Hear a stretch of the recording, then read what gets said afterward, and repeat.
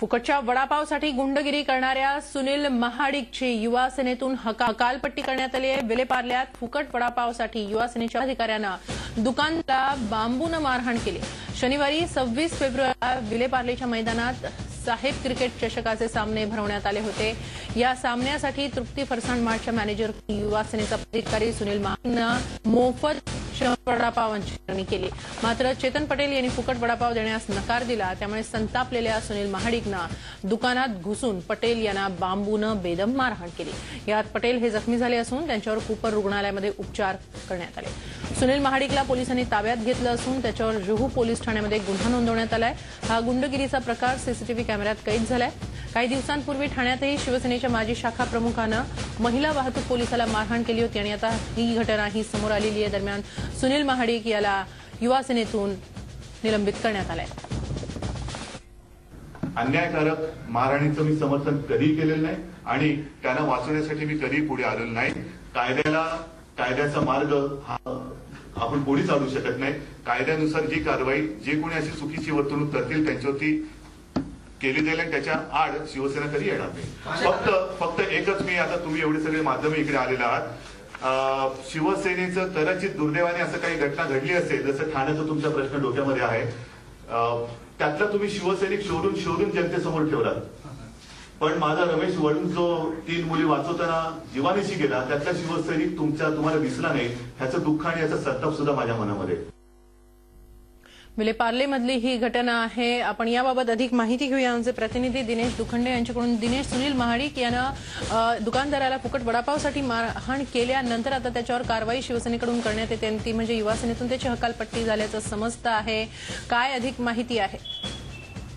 होय, नक्कीच हेमाली, पदाधिकाऱ्यांच्या असभ्य वर्तनामुळे पक्षाची प्रतिमा मलिन होत असल्याबद्दल शिवसेना नेतृत्व प्रचंड गंभीर झालेलं आहे आणि या प्रकरणी आता निर्णय घेतले जात आहेत।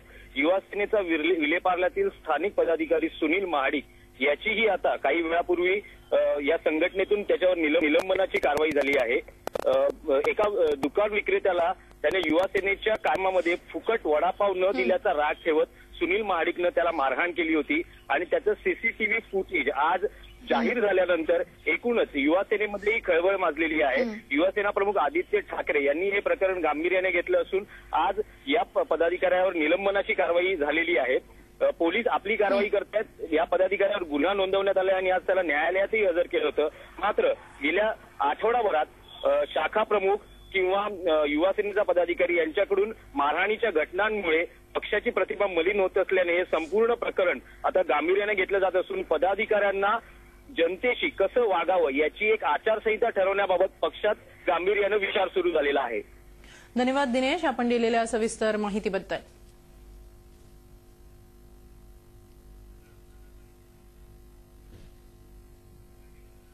दरम्यान या घटनेवर राष्ट्रवादी काँग्रेसच्या नेत्या चित्रा वाघ आणि भाजपा आमदार कदम यांनी झी 24शी बोलताना दिलेली ही प्रतिक्रिया।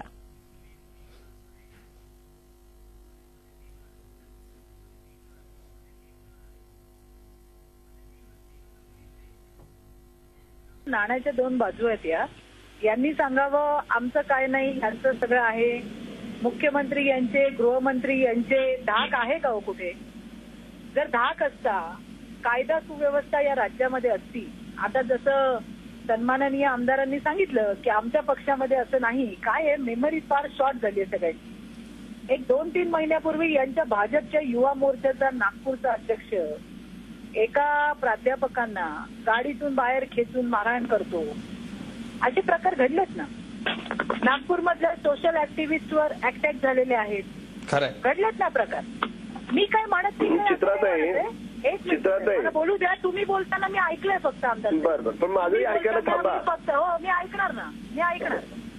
त्याच्यामुळे कोण काय स्वच्छ आहे, कोण किती धुतलेलं आहे हे बोलण्यापेक्षा राज्यातल्या जनतेला काय हवंय, त्यांना स्वच्छ प्रशासन हवंय, त्यांना त्यांची सुरक्षितता महत्वाची आहे। चित्राताई जे म्हणाल्या, निश्चितपणे नागपूरमध्ये त्या कार्यकर्त्याला पक्षाने बडतर्फ केलेलं आहे, पण ती मारामारीची घटना। झी 24 तास रहा एक पाऊल पुढे।